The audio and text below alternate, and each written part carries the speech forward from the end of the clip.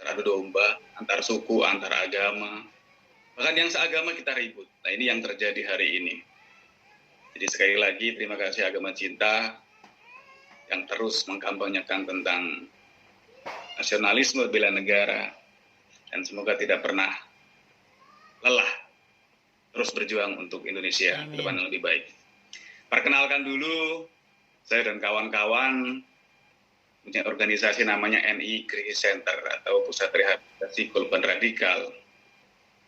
Kita sebut NI karena hampir seluruh kelompok radikal di Indonesia itu mayoritas ibu kandungnya adalah NII. Kalau dalam sejarah namanya DITI yang diproklamirkan oleh Kartosuwiryo 1949, namun sudah dieksekusi 1962. Di samping yang lokal NII ada juga yang transnasional, walaupun sebenarnya NII juga. Jadi kita kenal dulu ada namanya salah satu komandan NII dan Muhammad Hasan, punya anak namanya Hilmi Aminuddin, belajar ke Mesir, balik ke sini bikin namanya Ikhwanul Muslimin. Sekarang menjadi salah satu partai yang cukup besar juga di Indonesia. Ini juga penyumbang konflik karena mereka secara asas mereka itu tidak menggunakan Pancasila, mereka konsepnya adalah khilafah. Dan konsep NII atau khilafah, mereka adalah sebuah negara, kekuasaan. Jadi walaupun di masyarakat mereka menyasar semua kalangan termasuk ASN, mereka masuk organisasi, tapi pada dasarnya mereka tujuannya adalah menggulingkan negara ini karena dianggap negara yang tidak menggunakan hukum Tuhan atau hukum Islam.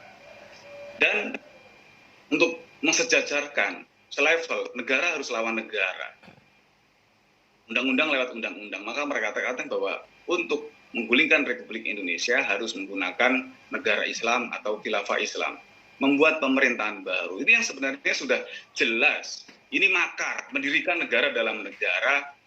Cuman permasalahannya ini kan bicara demokrasi, kebebasan berpendapat. Ini yang mereka jadikan peluang.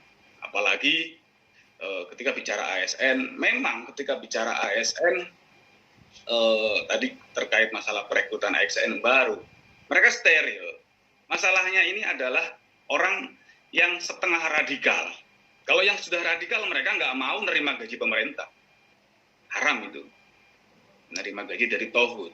Yang setengah-setengah ini, yang mereka otaknya ini sudah radikal, tapi mereka menyusup dengan dalih bahwa mereka akan berdakwah untuk mengkampanyekan di lingkungan mereka menjadi virus di lembaga-lembaga negara. Lah ini yang berbahaya. Jadi antara ideologi dan realitas politik berbeda.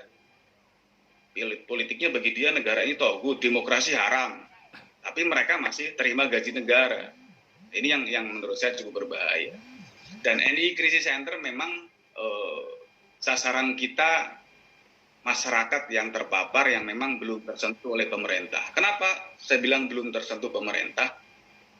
Kalau orang yang sudah melakukan aksi amaliyah ya, bom atau nembak yang sudah ditangkap menjadi napi terorisme, ketika keluar itu sudah ditangani oleh BNPT, Badan Nasional Penanggulangan Terorisme, termasuk kehidupannya dijamin. Tapi orang-orang yang di NII inilah yang sudah terradikalisasi pemikiran, ketika keluar mereka habis-habisan, ada yang stres, depresi, bahkan gila. Ini yang jauh dari jangkauan pemerintah. Bahkan kadang di masyarakat diusir dari rumahnya sendiri karena dianggap masyarakat ini takut nanti dia akan menyebarkan pahamnya. Nah, ini kan menjadi persoalan. Nah, ini sasaran kita, dan segmentasinya beragam, mulai dari kalangan bawah sampai kalangan atas, tidak pandang juga pendidikan. Mereka baik dari lingkungan termasuk keluarga, ada juga yang terpapar dari keluarga. Bahkan laporan ke kita, banyak guru-guru ini yang sebelum ada aturan ini, mereka setiap hari yang ASN itu mengkampanyekan tentang khilafah, negara zolim dan lain sebagainya. Hari ini mereka menghapus semua status-status di media sosialnya. Jadi ini agak susah juga. Kalau dulu kan kelihatan mereka selalu frontal, teriak. Nah, yang kita takutkan hari ini, walaupun di masa pandemi, mereka ngundang siswa-siswa itu ke rumahnya, tayangan-tayangan Timur Tengah. Bahkan mereka sekarang menggunakan konsep jamaah subuh bersama-sama, jamaah dan pembangunan masjid dan segala macam. cover-cover ini seolah-olah mengaburkan kita bahwa oh dia nggak radikal kok. Jadi seolah-olah nanti kalau dia disebut radikal, seolah-olah yang rajin ke masjid radikal, yang bergamis radikal, yang jenggot radikal. Jadi mereka membantah, bahkan hari ini ketika kita mengkritisi mereka, kita dianggap anti-Islam, kita dianggap anti-agama, bahkan kita disebut komunis dan lain sebagainya.